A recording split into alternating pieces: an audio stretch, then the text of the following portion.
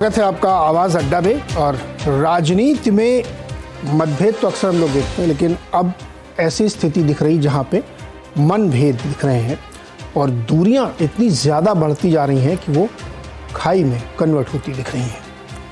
हमने देखा अभी कि नई संसद का जब उद्घाटन हुआ तो विपक्ष वहाँ पे नहीं था, विपक्ष ने बायकॉट किया।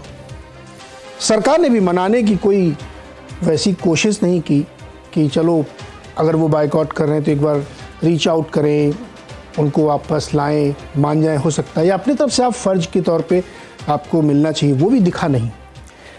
विपक्ष ने भी जिस तरह की टिप्पणियां की, किसी ने कहा कि ये ताबूत की शक्ल का है तो ये ताबूत बन रहा है, कलंक का इतिहास लिखा जा रहा है। राज्यसभा के उपसभापति हरिवंश जी के खिलाफ भी बातें कही गई।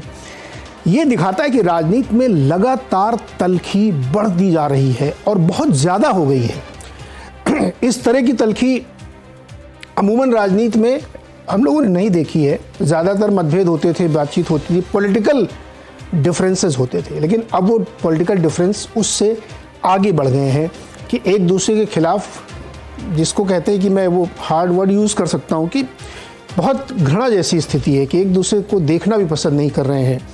बहुत सारे इवेंट लगातार आप इस फहरिस्त में शामिल कर सकते हैं कि सरकार का कोई भी काम होगा, विपक्ष उसका विरोध करेगा, विपक्ष का कोई चीज़ होगी तो सरकार उसको एक्सेप्ट नहीं करेगी। ये स्थिति जो है लगातार बनती जा रही है, जो कि ऐसा लगता है कि 2024 के जो चुनाव होने वाले हैं वो दरअसल बहुत खास होंगे। वो आम चुनाव उनका नाम कहा था, लेकिन वो बहुत ही खास होने वाले हैं और वो एक तरीके से धर्म युद्ध हो रहे हैं कि आपको एक साइड में होना है, आपके पास चॉइस नहीं है, आप या तो इधर है या उधर है, बीच में नहीं रह सकते। आप तटस्थ रहने की गुंजाइश क्या खत्म होती जा रही है?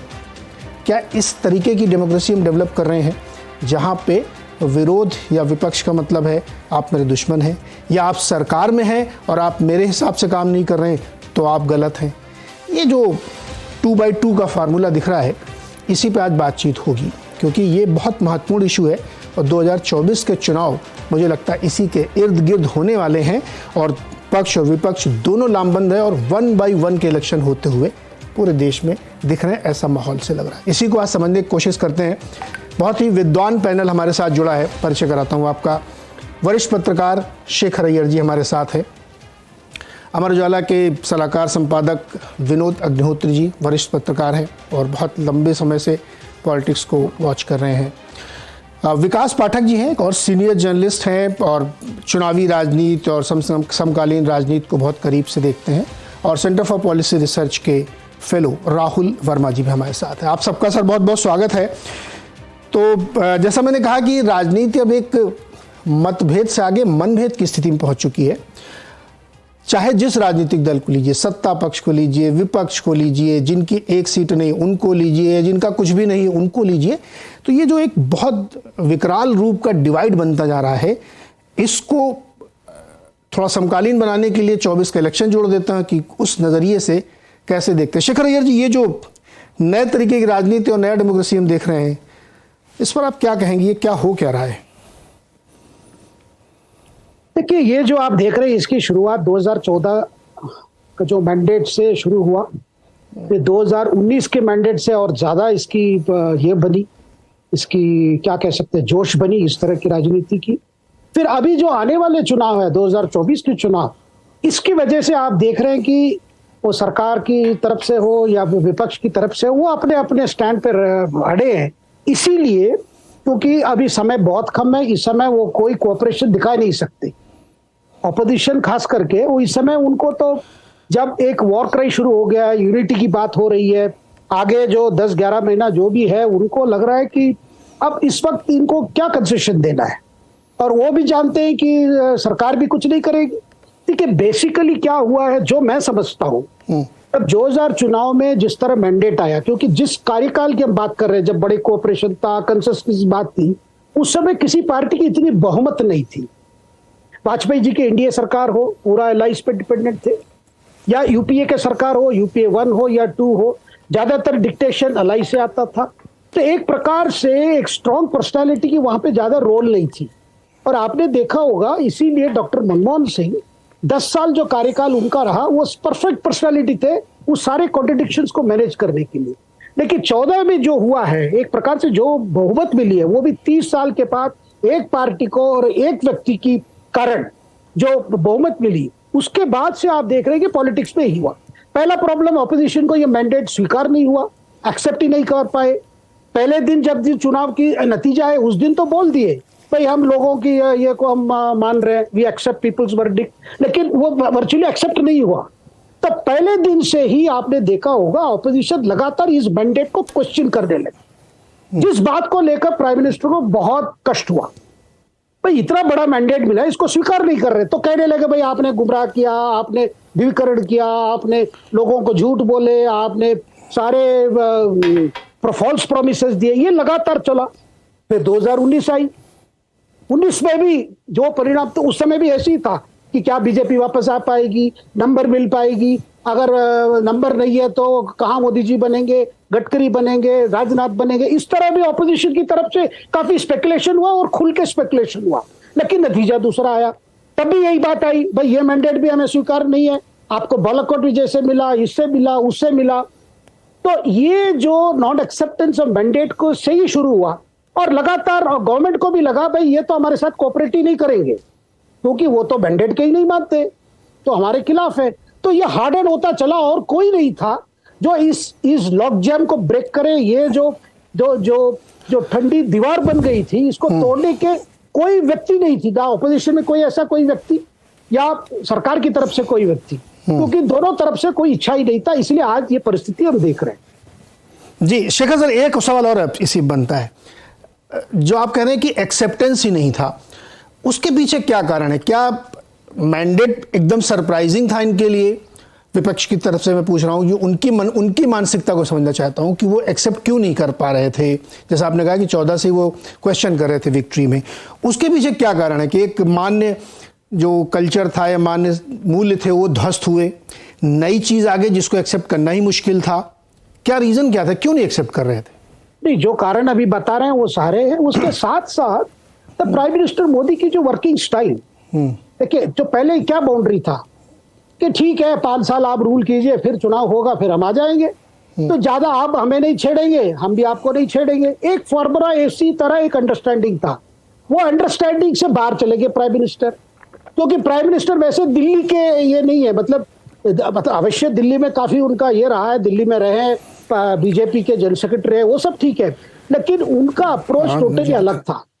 और जिस तरह जैसे करप्शन के मामले केसेस आने लगे, फिर ही उस पर कार्रवाई हुई, ईडी रेड हुआ, आईटी रेड हुआ, ये जो भ्रष्टाचार के खिलाफ जो चीजें जो शुरू हुई, उसका तो बाद में आपने देखा होगा 2014 से 19 से ज्यादातर इन्वेस्टिगेशन जोर नहीं पकड़ी, लेकिन 19 के बाद आपने देखा होगा नेशनल हेराल्ड केस, एक एक केस, और वो ममता के खिलाफ हो या शरद पवार के साथियों के खिलाफ हो या डीएमके के जो करुणानिधि के परिवार के मतलब जो जुड़े हुए लोग उनके खिलाफ हो, और या Pinarayi Vijayan gold smuggling case ले लीजिए। तो इस तरह जब केसेस आने लगे, उनको लग रहा कि भाई ये प्रशासन जो है हमें फिनिश करने की चक्कर में है।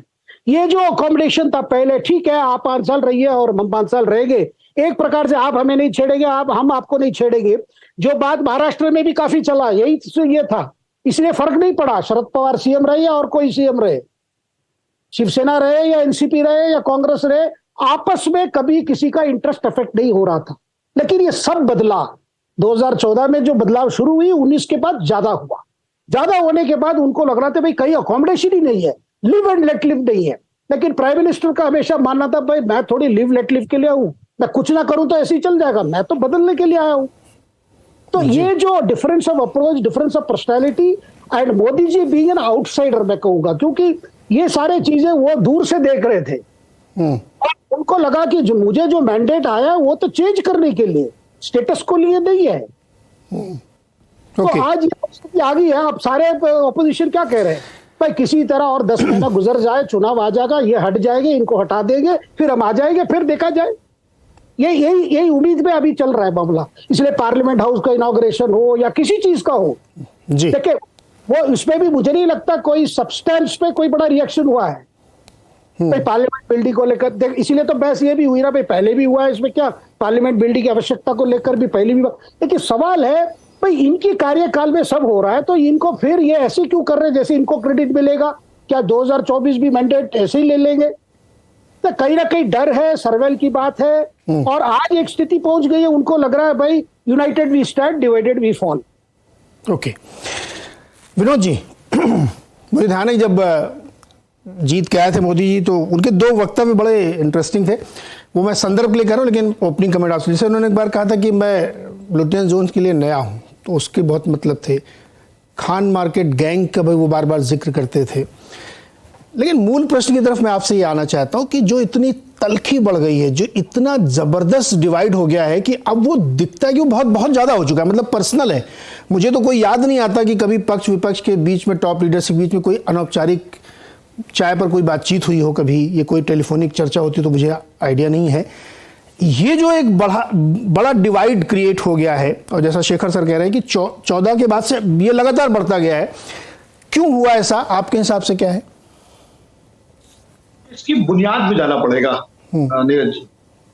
हम सब जानते हैं कि डेमोक्रेसी में अपोजिशन और सत्ता पक्ष जो है वो विरोधी होते हैं, दुश्मन नहीं होते। शत्रु का भाव नहीं होता, शत्रुता का भाव नहीं होता।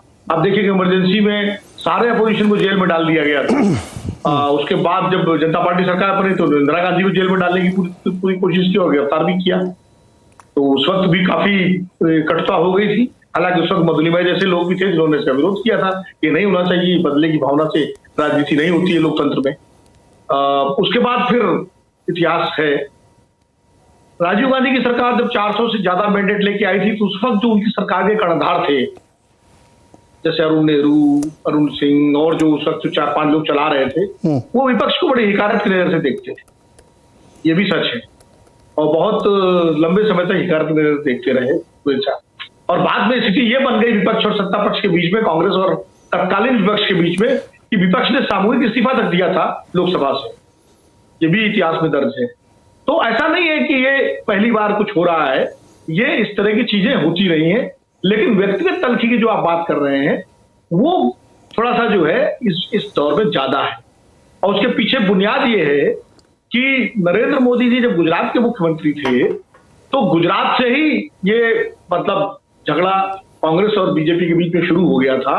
और जिस तरह गुजरात में कांग्रेस के नेताओं के साथ और वहां के विपक्ष के साथ जो व्यवहार था, गुजरात के नेता की शिकायत करते थे कि हाउस में उनको वो नहीं किया था और वो काफी इस बात को लेकर प्रकट करते थे। तो यहाँ जो यूपीए सरकार शासन में थी तो ये मोदी जी को घेरने के लिए तमाम सारे अपने तरीके अपना रहे थे। तो लड़ाई जो व्यक्तिगत है वहां से शुरू हुई।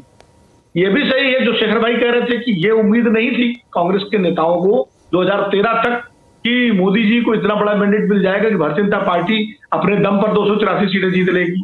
मैं तो सब तमाम कांग्रेसी मंत्रियों से बात करता था कि भाई 2013 में 14 में क्या होगा, तो सब कहते थे यार क्या है, बीजेपी तो जो है इतना तो मिल, पहले तो मोदी को बीजेपी स्वीकार नहीं करेगी, अडवाणी जी नहीं होने देंगे, और अगर स्वीकार भी कर लिया तो जनता भी इतना मैंडेट थोड़ी देगी, फिर कोई या तो कोई राजनाथ सिंह जैसा व्यक्ति बनेगा या मिलीजुली बनेगी। तो उसमें मतलब इस तरह का उनका मानस था। लेकिन जब 2014 के नतीजे आए तो एक झटका लगा, सेटबैक लगा, और सही बात है उसको मन से स्वीकार नहीं कर पाएंगे विपक्ष के नेता। लेकिन दूसरी तरफ इधर इनको झटका लगा और उधर दूसरे जो बीजेपी थी और खासकर जो मोदी जी की टीम थी उनका हौसला बढ़ गया और उनको लगा कि अब तो हम जो है इस देश के बहुमत से शासक हैं। तो तभी कांग्रेस मुक्त भारत का नारा दिया गया।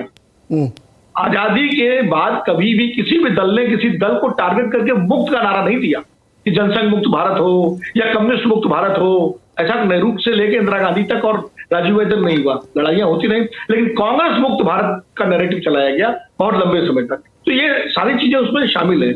और उसके बाद फिर विधानसभाओं के चुनाव में लड़ाइयां जिस तरह से हुआ, फिर केसेस एक दूसरे पर, नेशनल हेराल्ड का मुद्दा आ गया, वो केस हुआ, वो जो केस 2015 में ईडी ने बंद कर दिया उसको फिर खुलवाया गया, उस ईडी का जो है वो हटा दिया गया। तो ये सारी चीजें कहीं ना कहीं व्यक्तिगत होती चली गई, क्योंकि मोदी जी जब चीफ मिनिस्टर थे तो उनके खिलाफ भी बहुत सारे मामले खोले जा रहे थे और व्यक्तिगत हमले हो रहे थे। तो ये लड़ाई वहां से शुरू होती है और अभी भी चलती रही। उसके बाद जैसा कि शेखर ने कहा कि उम्मीद थी कि 2019 में जो है शायद सरकार बदल जाए या मैंडेट इतना बड़ा ना मिले, मिलीजुली सरकार आए तो फिर, लेकिन 2019 में और ज्यादा मैंडेट मिल गया। अब वो क्यों मिला, कैसे मिला वो अलग बहस है, लेकिन मिल गया। 303 सीटें अकेले बीजेपी ने जीती और उसके बाद एनडीए मिला के 353 सीटें हो गई। तो वो भी बड़ा मुश्किल हो गया कि क्या होगा। अब जहां तक ईडी सीबीआई उसकी बात है, कार्यवाही शुरू हुई, लेकिन जिस तरह उसमें, ये ठीक है, अपोजिशन के नेताओं पर रेड्स हुई और उनमें जो शामिल हो गए बीजेपी में, उनको बिल्कुल वो कर दिया गया कि भाई ठीक है, हमारी शरण में आ गए तो फिर उसके बाद आप फ्री है भाई, यहां तक कि वो तो मुख्यमंत्री और तमाम पदों से लोग नवाजे गए। तो ये सारी चीजें विपक्ष और सत्ता पक्ष के बीच में गहरी खाई पैदा करने लगी, और वो खाई इतनी गहरी हो गई, संवादहीनता तो शुरू से थी, वो बिल्कुल ही संवाद शून्यता में बदल गई। संवादहीनता जो है संवाद शून्यता में बदल गई। और जैसा कि आपने खुद कहा कि हमें आपको नहीं याद आता है कब प्रधानमंत्री ने अपोजिशन के नेताओं से खुल के बात की, या अपोजिशन के नेताओं ने कब जाकर प्रधानमंत्री को किसी अच्छे काम के लिए बधाई दी, स्वीकार, मतलब वो जो चीज थी कि कुछ भी आप करिए तो हमें आपका विरोध करना है। और भाषणों में विपक्ष को जिस तरह से रिडिक्यूल करना है, तो दोनों तरफ से हुआ ये। इसलिए मैं किसी, लेकिन होता चला गया और नौबत ये आ गई कि आज दो खेमे बिल्कुल एक दूसरे के खिलाफ खड़े हुए हैं। करेक्ट, ये लोकतंत्र के लिए बिल्कुल अच्छी स्थिति नहीं है। हाँ, इसीलिए मतलब विनोद जी, आप सोचिए, मैं इतने दिन से अड्डा कर रहा हूँ, ये शो मैंने आज इसलिए सोचा कि पिछले 2-3 दिनों में जो कुछ हुआ है पार्लियामेंट के उद्घाटन को लेकर के, गृह प्रवेश को लेकर के, उसके बाद से मुझे लगा कि कहीं कोई गुंजाइश मुझे दिख नहीं रही। मैं इसलिए एक बहुत सोच के ये वर्ड, मतलब डिलिबरेट वर्ड में कह रहा हूँ कि ये 2024 का युद्ध धर्म युद्ध है और आपके पास चॉइस नहीं है कि आप तटस्थ रहे, या तो इधर या उधर, आप बीच में नहीं रह सकते। आप जो स्थिति बना दी गई है कि मतलब कोई संवाद नहीं है, एक दूसरे के प्रति बहुत ज़्यादा कटुता है, भाषा में भी, काम में भी, और दोनों पक्षों की तरफ, ऐसा नहीं कोई एक पक्ष हो। एक संवाद का जरिया होता था कि चलो सेशन चलेगा तो वहां कुछ हो जाए, अब वो सेशन भी नहीं होता, अब वो पूरे वॉश आउट सेशन होते हैं। पूरे जब भी शुरू होता है डे 1 से लेकर के जब तक उसका काल रहता तब तक वो बंद रहते हैं। इसमें देखिए नीरज जी, इसमें 2 चीजों की बड़ी भूमिका होती है मात्र। हाँ।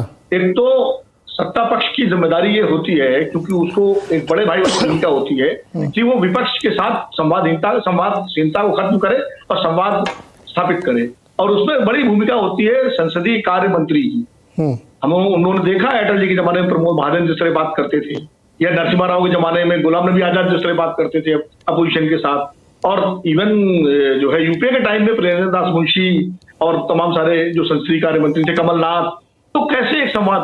अब आप बताइए पिछले 10 साल में कौन संसदीय कार्य मंत्री है जो रीच आउट करता है जाकर के विपक्ष को? नाम नहीं पता होगा लोगों को संसदीय कार्य मंत्री कौन है इस समय, जबकि संसदीय कार्य मंत्री का बहुत बड़ी भूमिका होती है संसद को सुचारू रूप से चलाने में, विपक्ष का रीच आउट करने में। जी, वो कोई स्थिति नहीं है। और विपक्ष में भी कोई उस तरह के बड़े कद के नेता, जैसे मान लीजिए जब कांग्रेस शासन में थी तो अटल जी थे, अडवाणी जी थे, जोशी जी थे, इस तरह के, या सोमनाथ चटर्जी, कम्युनिस्ट पार्टियों के नेता, कोई ऐसा बड़े कद का नेता नहीं है। शरद पवार को आप कह सकते हैं, लेकिन वो हाउस बाहर कि जो सबको एक साथ इकट्ठा करे, सरकार और विपक्ष के बीच में सेतु पर काम करें कि भाई मिल बैठ के बात करिए, तमाम सारे मुद्दों पर एक संयुक्त राय जानी चाहिए। जी विनोद जी आता हूँ दोबारा आपके पास। उस सेतु की तो गुंजाइश ही नहीं छोड़ी गई है। आप बिल्कुल सही कह रहे हैं, मतलब सत्ता पक्ष की तरफ से रीच आउट का कोई प्लान नहीं है, और विपक्ष की तरफ से ये भी एक्सेप्टेंस नहीं कि आप आओ चाहे ना हो, मैं भी नहीं आऊंगा, और वो कह रहे तुम आओ चाहे ना हो, कोई दिक्कत नहीं। मतलब जिस तरह के स्टेटमेंट दोनों तरफ से भाव चल रहे हैं ना, तुम आओ चाहे ना हो, और वो कहते हैं ठीक है हम नहीं आएंगे। हाँ, तो मतलब ये जो परिस्थिति बन रही है ना, ये बहुत ही डिफरेंट। ये देखिए कि फूफा नाराज है तो फूफा आवे चाहे ना आवे। एग्जैक्टली, फूफा आवे चाहे ना आवे। पहले था कि चलो फूफा जी को थोड़ा बहुत मना ना लिया गया तो चले आते थे फूफा, अब तो ठीक है मत आओ यार, आप मन हो तो आ जाना। तो अब फूफा जी गाड़ी में है कि क्यों आए भाई हम, तो ये एक बड़ी अजीब स्थिति है। राहुल वर्मा जी और पाठक सर, राहुल जी आपके पास पहले आता हूँ। मैंने सवाल मेरा वही है कि ये जो इतनी जबरदस्त वैचारिक स्थिति बनी है, उसमें मैं कोने टाइट कर देता हूँ खाली क्वेश्चन के, जिससे कि वो सारी चीज़ें आ जाएं। कि मतलब आप जब वो खान गैंग कहते हैं तो इसका मतलब वो, अब मैं इस क्वेश्चन को थोड़ा विस्तार दे रहा हूँ, ये इसका जवाब मैं आप सबसे लूँगा कि इस पूरे लड़ाई में बुद्धिजीवी भी शामिल हैं, पॉलिटिकल ऑब्जर्वर भी शामिल हैं। मतलब क्लियर डिवाइड दिखता है सर, हम लोग तो मतलब रोज डिबेट करते हैं, वो एकदम दिखता है कि ऊपर से नीचे तक डिवाइड हो गया। तो एक कोना वो सेट कर दिया उन्होंने। दूसरा जो एक कोजी क्लब चलता था, जिसका जिक्र भी शेखर जी ने और विनोद जी ने कहा, मतलब बहुत ही अनरिलेटेड उदाहरण दे रहा हूँ, कोई इसको पर्सनली या वैसा न ले कि मुंबई के अंडरवर्ल्ड में चलता था कि बच्चों और महिलाओं को नहीं टच करना है, बाकी देखेंगे। तो वैसे ही नेताजी को नहीं टच करना है, बाकी सब आप भ्रष्टाचार खिलाफ मुहिम चलाते रहिए। वो कोजी क्लब को ध्वस्त कर दिया गया है, तो ये भी एक दिक्कत कारण हो सकता है। दूसरा कि आप सामने वाले को बिल्कुल गुंजाइश ही नहीं दे रहे हैं विपक्ष को कि भाई मैं बिल्कुल स्पेस नहीं दूंगा आपको, क्योंकि मैं बहुमत के साथ जीत के आया हूं। अब आप इस परिप्रेक्ष्य में मुझे जवाब दीजिए राहुल सर, फिर उसके बाद पाठक सर आप। शुक्रिया। विनोद जी और शेखर जी ने काफी गहराई से और इतिहास को हम सबके सामने रखा है, तो मैं एक एनालिटिकल पर्सपेक्टिव आपके सामने रखना चाहता हूं। देखिए, जो अभी हो रहा है उसके पीछे 4 या 5 कारण। पहला कारण देखिए है कि सीधा सीधा पार्टी सिस्टम चेंज हो गया है। सो पॉलिटिकल साइंटिस्ट पार्टी सिस्टम को लेकर काफी संजीदा रहते हैं, क्योंकि वो नेचर ऑफ कंपटीशन को तय करता है। तो अगर आप कोई भी चीज अब 1990 के जमाने से आज को कंपेयर करेंगे 2014 के बाद, तो इस समय जो पार्टी सत्ता पक्ष में बैठती है उसके पास बहुमत है, और जब आप 1990 से 2014 के बीच में सत्ता पक्ष के पास बहुमत या मेन पार्टी के पास बहुमत नहीं होता था, तो उसकी जरूरत थी कि वो लोगों के साथ मिलकर संसद चलाए, बातचीत करे। जब आपके पास एक तरफा बहुमत होता है तो जरूरत नहीं होती है। दूसरा क्या हो रहा है, ये सिलसिला पहले से शुरू हो गया था, पर अब ये सिलसिला अब ये और भी बढ़ गया है कि पार्टीज, जो पॉलिटिकल पार्टीज थी हमारी, वो बहुत सेंट्रलाइज्ड हो गई हैं। तो जैसे आपने विनोद जी के बातों में सुना, या विनोद जी की बातों में खासतौर पे सुना कि अडवाणी जी थे, अटल जी थे, जोशी जी थे, 4-5 लोगों का नाम देते थे, या फिर आप कांग्रेस के भी पार्टी में आप 4-5-6 लोगों का नाम ले सकते थे 1990 के दौरान। अब क्या हो गया है कि पार्टी सेंट्रलाइज हो गई है। 2 या 1 चेहरा पार्टी को पूरी तरह से उसके साथ चलता है, उसकी हाँ है, उसकी ना है। आप पार्टी के सेंट्रलाइज चेहरे को नाराज नहीं कर सकते। तो जो बातचीत के जो लोग सेतु बन सकते थे, अब वो सेतु बनने की कोशिश भी नहीं करेंगे। तीसरा जो है वो पर्सनालिटीज का लड़ाई चल रही है। आप भले कह सकते हैं कि आज कोजी क्लब टच हो रहा है, पर अगर आप देखें तो जो शेखर जी ने और विनोद जी ने अपनी बात में कहा भी था, अगर आप पीछे जाए तो नरेंद्र मोदी को सोनिया गांधी ने गुजरात के सभा के दौरान कहा था कि ये मौत के सौदागर हैं। मुख्यमंत्री थे नरेंद्र मोदी और कई घंटे सीबीआई के ऑफिस में बैठे हैं जब वो दंगों पर जांच चल रही थी। अमित शाह जेल में रहे हैं। तो अगर आप इस तरह से पर्सनालिटीज को देखेंगे तो वो जो ओमराटा कोड था वो पहले ही ध्वस्त हो चुका था। अगर इसे मतलब बहुत ही क्रूर भाषा में मैं कहूं तो अब एक तरह से कि जो हमारे साथ हुआ था हम आज आपके साथ भी करेंगे। तो ओमराटा कोड आज नहीं ब्रेक हो रहा है, वो पहले ही ब्रेक हो चुका था। और चौथा चीज जो है, ये पोलराइजेशन भी बढ़ गई है पॉलिटिक्स में, और इसके लिए कोई एक व्यक्ति जिम्मेदार नहीं है। जो आप कह रहे हैं ना कि इधर भी हो रहा है उधर भी है।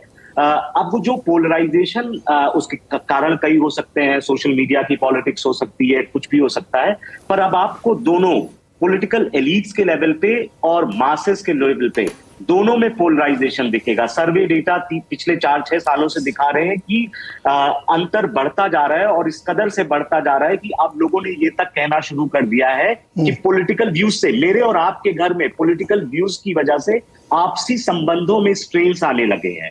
मतलब चाचा और भतीजे की बात बंद हो गई और इस तरह की चीजें होने लगी हैं, क्योंकि अलग अलग। तो ये मतलब आप party system, political parties, personalities और ये पोलराइजेशन, ये सब चीजें जो है वो जो हमारा एक शेयर्ड कंसेंसस था कि सिस्टम कैसे रन होगा, वो शेयर्ड कंसेंसस टूट गया है। और उस टूट का कारण है कि आप पिछले कई सालों से ये देख रहे हैं, 7-8-9 सालों से। और इसके लिए मैं सिर्फ 2014 को कोई ब्रेक पॉइंट नहीं मानता हूं, ये चीजें उससे पहले ही शुरू हो गई थी 2011। पिछले 10-12 सालों में क्या हुआ है कि इन सब चीजों की वजह से आपके जितने भी प्रोटेस्ट की इंटेंसिटी बढ़ गई है, और वो सारे प्रोटेस्ट आपको जो पार्लियामेंट में पार्लियामेंट्री ऑपोजिशन के बीच में होना चाहिए था, अब वो स्ट्रीट्स पे स्पिल ओवर होता जा रहा है। तो ये सब कारण है कि अब बातचीत के जो सारे रास्ते हैं वो एक तरह से बंद हो गए हैं, और ये हमारे लिए बहुत ही सोचनीय विषय है। और अब हम एक दूसरे को विरोधी की तरह नहीं देखते हैं कि ये विपक्ष में है, कल वो सत्ता पक्ष में आएगा, आज हम सत्ता पक्ष में हैं, वो विपक्ष में आएगा। अब राजनीति कुछ इस तरह से हो गई है कि बेसिकली ये दुश्मनी वाला दौर है। क्योंकि आप अगर कांग्रेस को या भारतीय जनता पार्टी जब सरकार में है उसके खिलाफ जो लोग आवाज उठाते हैं उनको तुरंत एक एंटी नेशनल और उस तरह की भूमिका में कर दिया जाता है। और कांग्रेस और विपक्ष भी हर चीज को इस तरह से प्रस्तुत करता है प्रधानमंत्री मोदी की वो तो अडानी अंबानी के साथ। मतलब आप खुद ही सोचिए कि पिछले 20-30 सालों का सबसे पॉपुलर लीडर, और आप उसे बोल रहे हैं कि वो दो बिजनेस हाउसेस के थ्रू गवर्नमेंट होता है। तो अब हम एक दूसरे पे आरोप प्रत्यारोप नहीं कर रहे हैं जो राजनीति की एक सामान्य लैंग्वेज होती है। अब हम एक दूसरे को इस कदर नीचा दिखाना चाहते हैं कि बेसिकली बातचीत के माध्यम अब बचे नहीं है। जी बिल्कुल आपने सही कहा पाठक सर। केंद्रीय सपक्ष विपक्ष से लेकर के फैमिली ग्रुप व्हाट्सएप में जो है वहां तक एकदम सही करें गजब लड़ाइयाँ होती हैं। कई बार तो गुस्सा गुस्से में लोग ग्रुप छोड़ के चले जाते हैं, मेरे को बात ही नहीं करनी तुमसे क्योंकि मैं डिसएग्री करता हूँ। ये एकदम वक्त की सच्चाई है। ये शो करने का मेरा मकसद यही था कि जो डिवीज़न ऊपर से नीचे तक हुआ है ना, आम आदमी से लेके बुद्धिजीवी से लेके नेता तक, वो विजिबल है। बात नहीं करते लोग खुल के, मैं तो कर रहा हूँ खुल के। इतनी जबरदस्त डिवीज़न है और विद लॉजिक और विद कन्विक्शन लोग आपसे ये बात करते हैं कि मैं फुल्ली डिवाइड। इसलिए मैं कह रहा हूँ 2024 धर्म युद्ध, जो मैं ब्रेक के बाद आपसे उस पर जवाब लूंगा। लेकिन पहला सवाल मेरा ये है कि क्या ये 14 के रेफरेंस हम लोग दे रहे हैं मोदी जी के आने के बाद से, इससे पहले भी ये होता था लेकिन पॉलिश्ड वे में था, चल वही रहा था।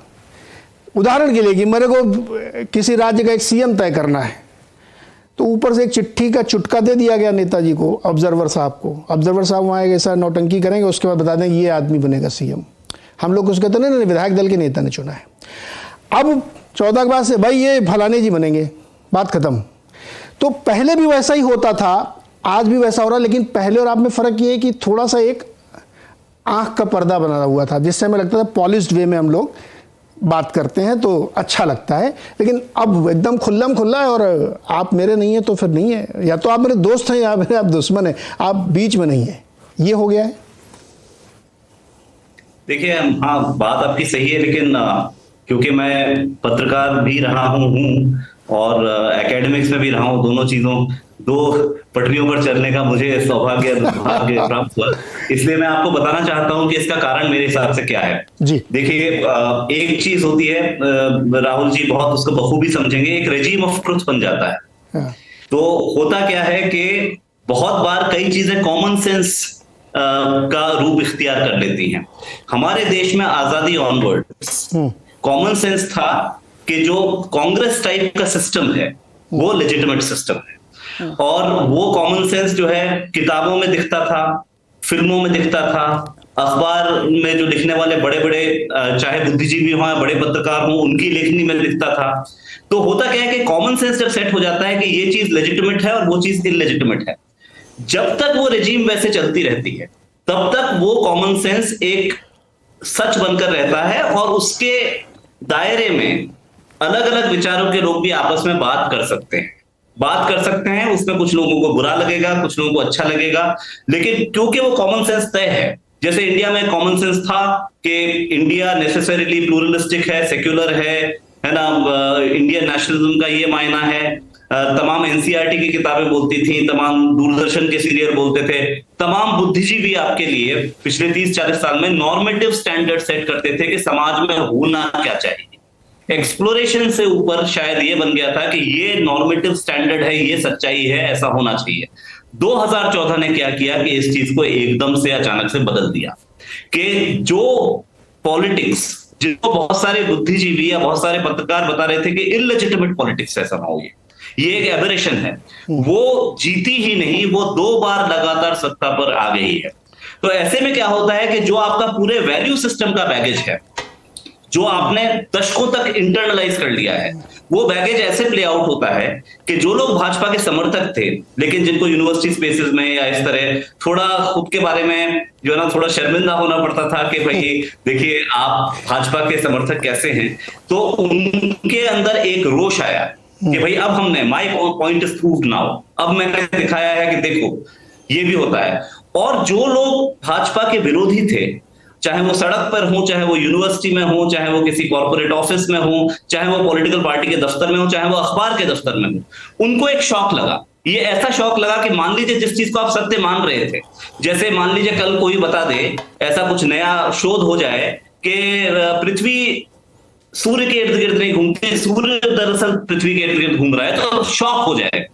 वो शॉक होगा जो आप जिस ट्रुथ मान के चल रहे थे, ये तो बेसिक ट्रुथ है, वो ट्रुथ जो है अचानक आपको शेकन दिखाई देगा। तो पोलराइजेशन का बहुत बड़ा कारण ये है कि जो भाजपा के विरोधी हैं वो केवल ये नहीं मान रहे कि भाई एक गवर्नमेंट को हमें क्वेश्चन करना है जी, या एक प्राइम मिनिस्टर है जिसको हमको क्रिटिक करना है, वो मान रहे हैं कि ये हमारी सच्चाई पर एक चोट हुई है और हमें किसी भी तरह अपनी सच्चाई को प्रूव करना है कि सही है। और उस पोलराइजेशन में बहुत सारे जो भाजपा के समर्थक है वो बोलते हैं अभी तक तुम खुद को बहुत होशियार समझ रहे थे, बुद्धिजीवी समझ रहे थे, तुम तो कुछ समझ ही नहीं रहे थे। तो ये पोलराइजेशन घर घर तक जा चुका है और पोलराइजेशन का बेसिक कारण ये है कि जो कॉमन सेंसिकल ट्रुथ था इंडिया के, इंडियन पॉलिटिक्स ने उसको उलट दिया 2 इलेक्शन के तौर पर। जी शेखर सर, थोड़ा इसको और खोलते हैं, आज बड़ा मजा आ रहा मुझे ये सब सुनने में। जैसे पुराने समय में, विनोद जी इसको बहुत अच्छे से देखेंगे, पुरानी जो पार्टियां हैं, पुरानी मतलब सभी पुरानी है, लेकिन जो सत्ता में ज़्यादातर रही हैं, या जैसे सीपीएम बहुत सत्ता में नहीं रही लेकिन एक आध राज्यों में रही है, उनकी टॉप लीडरशिप में ब्राह्मणवाद गजब का था, पंडितों का जलजला था वहाँ पे। लेकिन ब्राह्मणवादी पार्टी बीजेपी है। ये वो उस कोजी क्लब में या एक्सेप्टेंस में या उसको आपने मान लिया था कि ठीक है इस पर कोई ज़्यादा बहस नहीं होती थी। दूसरा, अभी इस ताज़ा उदाहरण देता हूँ, जब ये पॉलिटिकल अप्रोर हुआ कि पार्लियामेंट का उदाहरण किसने किया, राज्यपाल के प्रश्न पे बहुत सारे पॉलिटिकल एनालिस्ट मुझे समझा गए वो अपॉइंटेड आदमी, भाई उसको आप क्यों मान रहे हो, राज्य का प्रथम नागरिक है, राष्ट्रपति का प्रतिनिधि है, उसका सिलापट्टे पर नाम नहीं लगेगा, नेताजी का लग जाएगा, लेकिन उस पर बात मत करो, उस पर बात मत करो, सिर्फ इधर बात करो। ये ऐसे बहुत सारे सवाल बार बार इसलिए आते हैं कि वो या तो वो कोजी सिस्टम टूट रहा है, मैं वैल्यू जजमेंट मेरा कुछ नहीं है, मैं तो समझने के लिए पूछ रहा हूँ कि वैल्यू सिस्टम टूट रहा है, नया सिस्टम बन रहा है कि मैं क्यों उसको मानूं, वो प्रॉब्लम है। ये जो बार बार आप लोगों की चर्चा से प्रतिध्वनित हो रहा है कि एक्सेप्टेंस ही नहीं है, ये कैसे हो सकता, अनप्लेजेंट सरप्राइज था 2014 में, अब वो चलो 2 बार से होगा, मैं कैसे बर्दाश्त करूं उसको। नहीं बिल्कुल, देखिए अभी विकास जी ने बहुत अच्छी एक शब्द प्रयोग किया, मतलब कॉमन सेंस, मतलब not in the sense we understand common sense, लेकिन एक कॉमन व्यू कहिए जो भी कहिए, लेकिन उस कॉमन सेंस या कॉमन व्यू के साथ एक दूसरी चीज भी जुड़ी हुई थी, वो है पैटर्नेज। देखिए वो पैटर्नेज के कारण ही वो कॉमन सेंस बना, बिना पैटर्नेज वो कॉमन सेंस नहीं बनता। क्योंकि मुझे याद है 2014 में सरकार आने के बाद एक बड़े एक संघ के बड़े जो प्रमुख, उन्होंने मुझे एक बात कही देखिए मेरे पास इतने लोग आते हैं, कहते हैं कि हम भी परिवार से हैं, हम भी संघ से हैं, हमारी वहां पे शाखा लगी थी, हम उसमें जाते थे, हमारे दादाजी जाते थे। तो कभी कभी उन प्रमुख को लगा भाई हमारे यहाँ तो उस साइड में कभी शाखा ही नहीं थी, ये क्यों कह रहे हैं भाई शाखा में थे। तो सिस्टम ये हो गया था भाई, पैटर्नेज सीकिंग की वजह से एक एफिनिटी आप डेवलप कर लीजिए। और देखिए दूसरी बात, हमने यहाँ बात की 14 और 19 की बात की, वैसे आप कांग्रेस की 99-69 स्प्लिट ले लीजिए। जब इंदिरा गांधी ने पार्टी मतलब तोड़ के आ गई थी, पहली बार एक प्राइम मिनिस्टर खुद पार्टी तोड़ के आ रही है और कांग्रेस वर्किंग कमेटी उस कार्यकाल में उनको एक्सपेल करती है, प्राइम मिनिस्टर को एक्सपेल करती है अपनी पार्टी में। उसके बाद जो इंदिरा जी को एक स्लाइटली लेफ्ट टर्न लेना पड़ा और लेफ्ट का सपोर्ट भी, क्योंकि उस समय माइनॉरिटी प्रॉब्लम भी आई थी, सरकार की संख्या को लेकर भी आई थी, तो लेफ्ट का एक सपोर्ट था। वो लेफ्ट के सपोर्ट से एक सिस्टम, एक इकोसिस्टम बनी।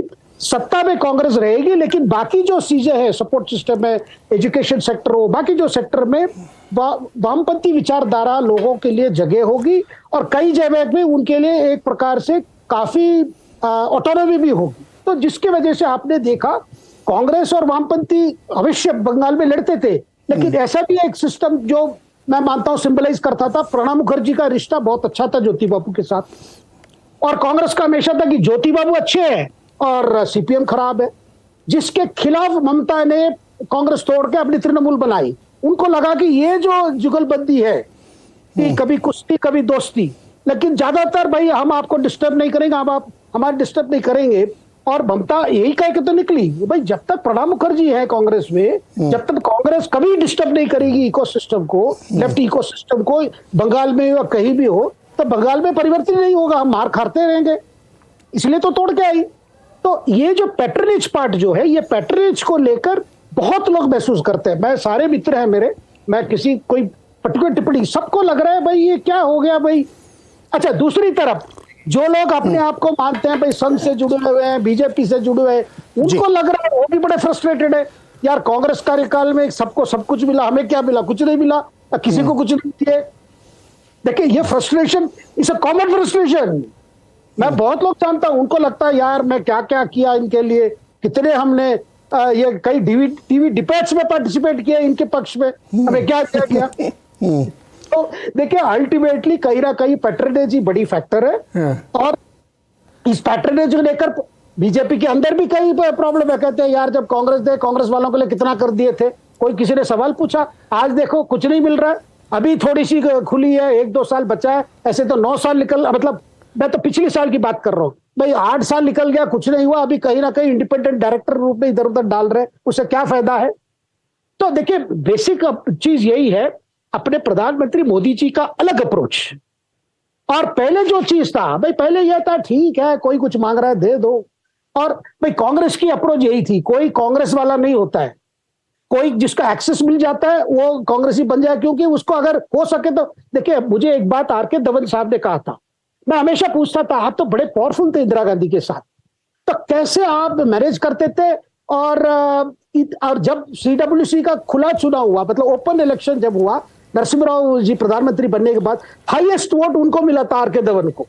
बाद में तो आप जानते हैं नरसिम्हा राव ने सबसे इस्तीफा लिया, फिर वो इलेक्शन वर्चुअली नलिफाइड होके नरसिम्हा राव जी ने फिर सबको अपॉइंट किया कांग्रेस के अध्यक्ष के नाते।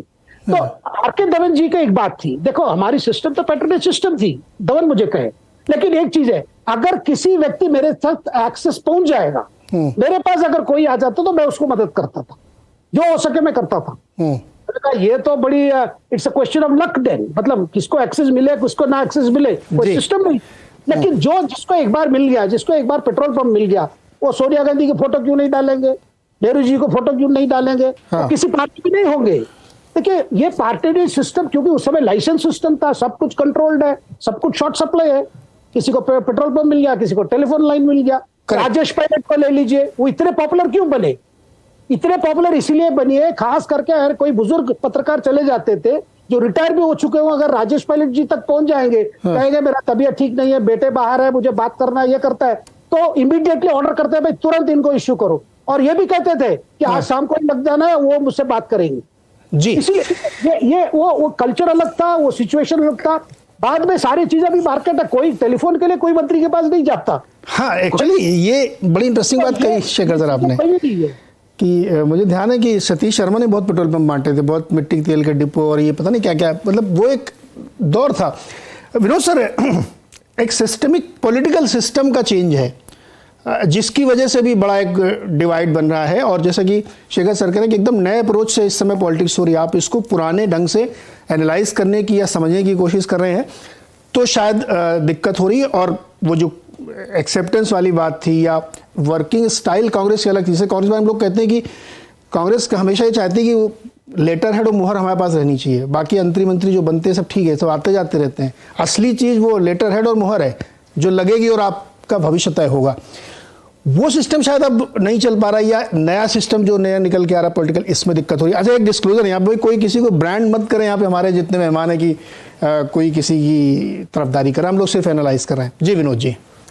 नहीं, पहले तो नीरज जी मैं बड़ा आपको धन्यवाद दूंगा कि आज की चर्चा बहुत अच्छी हो रही है और बहुत गंभीर चर्चा हो रही है, और कम से कम मुद्दों पर बात हो रही है और अच्छे तरीके से हो रही है, बिना किसी और पूर्वाग्रह के या बिना किसी तू मैं के जो आमतौर पर टीवी डिबेट्स में हो जाता है। सर वो मैं कर भी नहीं पाता हूँ जी।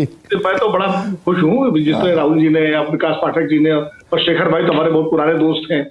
हम लोग तो 2000 शेखर कब की बात है कि 2011 में हम लोग गए थे मोदी जी से मिलने गुजरात एक साथ, याद होगा, या 2009-10 की बात होगी, तब उनसे काफी चर्चा हुई। खैर देखिए दरअसल क्या है कि ये बात सही है कि राजनीतिक सिस्टम जो है अपने तरीके से बदल रहा है, एक नई शेप ले रहा है, और वो नई शेप जब कोई भी पुरानी चीज जब रिप्लेस होती है नए से तो कई अंतर्विरोध पैदा होते हैं, समाज में भी होते हैं, राजनीति में भी होते हैं, परिवारों में भी होते हैं, संस्थानों में होते हैं, तो वो तो एक स्वाभाविक प्रक्रिया है ही। और जैसे पैट्रोनज की बात अभी शेखर भाई कर रहे थे, तो पैट्रोनज मतलब अब उसको पैट्रोनज कहिए या उसको आप एक उदारता कहिए, मैं तो कई बार एक बार वीर बहादुर सिंह संचार मंत्री थे, मैं उनके साथ बैठा हुआ था और हरियाणा के कुछ लोकदल के कार्यकर्ता आ गए तो उन्होंने टेलीफोन मांगा, उन्होंने तुरंत दे दिया। तो किसी कांग्रेसी ने कहा कि ये क्या कर दिया आपने, ये तो लोकदल के कार्यकर्ता, इनको क्यों दे दिया? तो बोले कोई क्रिमिनल है क्या? पॉलिटिकल वर्कर है ना, किसी पार्टी का हो, हमने दे दिया। तो एक उस तरह का एक भाव रहता था तमाम पार्टी के नेताओं में, एक दूसरे का की एक्सेप्टेंस थी। मुझे मालूम है कि मुलायम सिंह मुख्यमंत्री होते थे कि बीजेपी के नेता कल्याण सिंह से कम खुश होते थे, मुलायम सिंह से ज्यादा खुश रहते थे। कहते थे मुलायम सिंह के जमाने में ज्यादा हम लोग काम हो जाते हैं, कल्याण सिंह तो सुनते ही नहीं।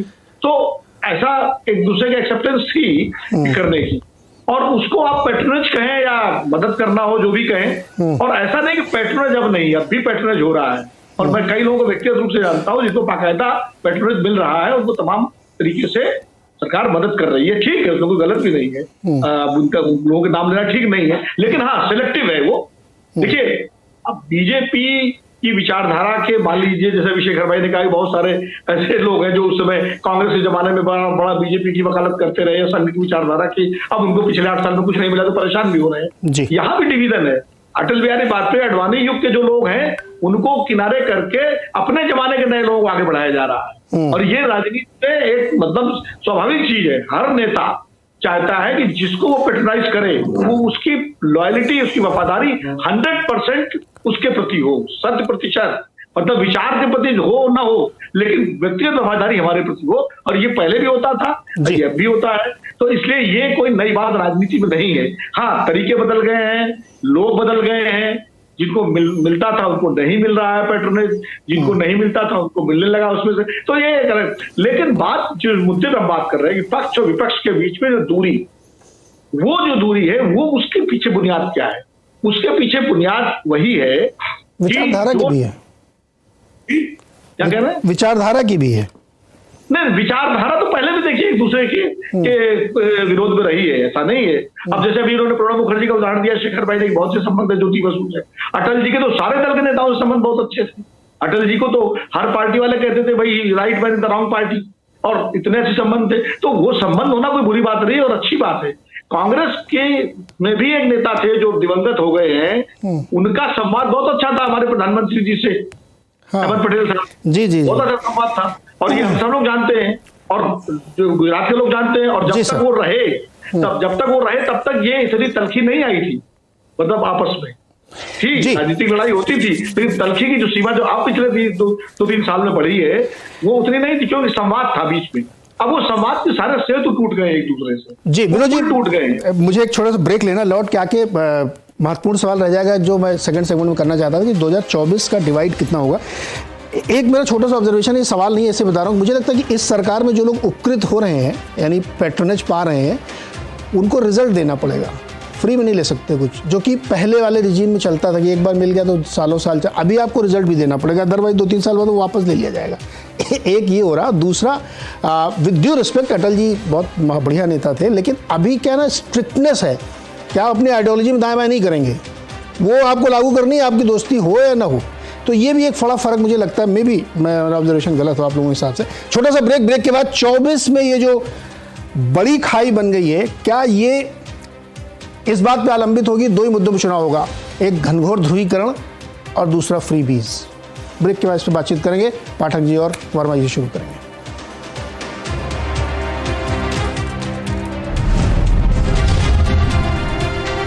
एक बार फिर से आपको, और आज चर्चा हो रही है कि जो मनभेद हो गया राजनीति पे, उस पर, और बड़ी विस्तार से भी चर्चा हम लोगों ने की। अब मैंने कहा था कि 2024 के चुनाव की पहले जो तस्वीर बन रही वो किस पे आलंबित होंगे।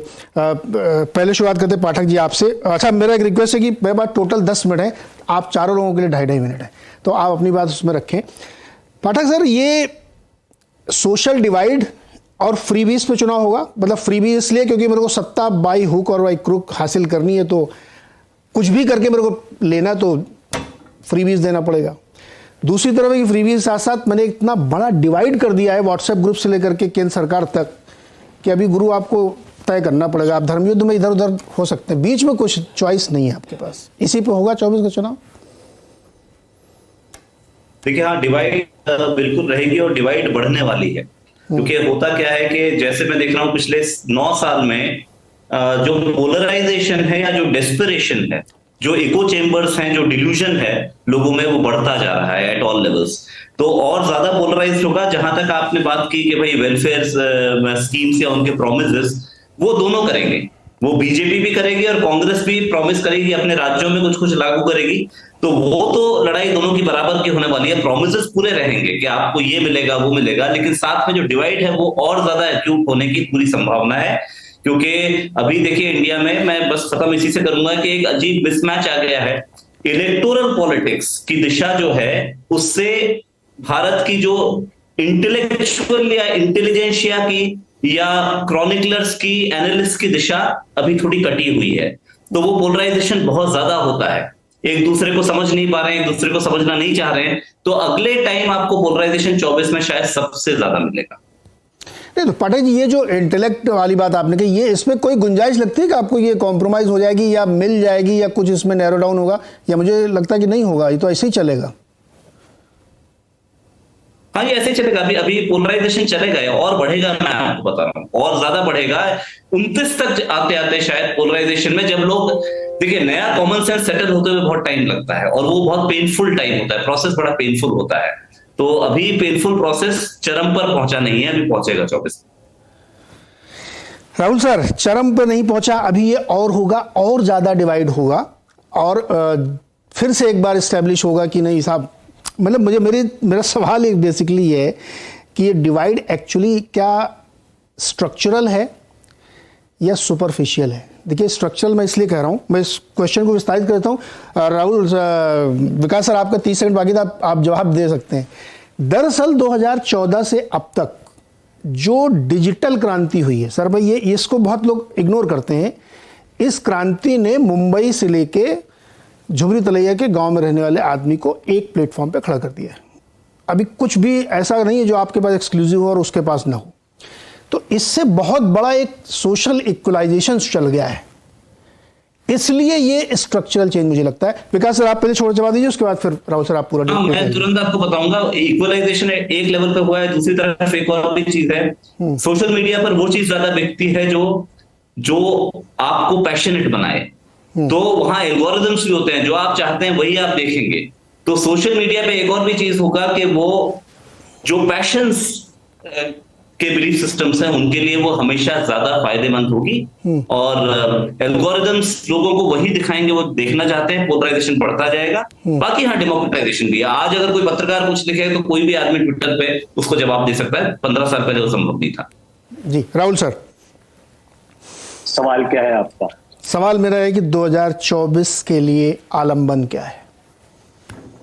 तो मैं एक तो पहले आपके अटल बिहारी वाजपेयी और वो जो आपका एक कमेंट था कि आज विचारधारा से, देखिए मैं जो पार्टी सिस्टम वाली ये जुड़ा हुआ है आपके इस उत्तर से, स्ट्रक्चरल बहुत इंपॉर्टेंट होता है। वाजपेयी जी जो बचपन में हिंदू तन्मन हिंदू जीवन कविता लिख रहे हैं, वो उनकी विचारधारा ऐसे नहीं थी कि वो कम हो गई होगी। वो 1990 से 2004 के बीच की राजनीति कर रहे हैं जब वो प्रधानमंत्री बनते हैं, जब उनकी पार्टी के पास 182 सीट है। अगर आप 1996 या 1998 का उनका भाषण जब वो इस्तीफा दे रहे थे प्रधानमंत्री पद से, तो उन्होंने कहा था कि आज हमारे कार्यक्रम में 370, अयोध्या में राम मंदिर, ये नहीं है। हाँ, आज ये नहीं है। वो मानते, वो जो मतलब पर्सनालिटीज इंपॉर्टेंट होती है, पर पॉलिटिकल सिस्टम भी कंस्ट्रेन करता है कि आप आज क्या कर सकते हैं, क्या नहीं कर सकते हैं। और इसीलिए जो मैं विकास जी की बात से बिल्कुल सहमत हूं, और वो जो ये कह रहे हैं कि पेनफुल, बेसिकली हम एक पेनफुल जैसे अब पेनफुल है या नहीं है, पर एक ट्रांजिशन के फेज के थ्रू जा रहे हैं। और अब इसमें एक तरह से सिर्फ पार्टी सिस्टम नहीं 2014 में चेंज हुआ है। बेसिकली अब हम एक, जिसे कुछ लोगों ने कहा कि 2018-2019 के आसपास हम the end of first Republic देख रहे हैं और the beginning of second Republic in India देखना शुरू हो गए हैं। तो सेकेंड रिपब्लिक कहने का मतलब यह है कि जो लेजिटिमेट पॉलिटिकल, बेसिकली जो कॉमन सेंसिकल पॉलिटिकल अंडरस्टैंडिंग थी कि सिस्टम कैसे रन करेगा, वो अंडरस्टैंडिंग टूट गई है।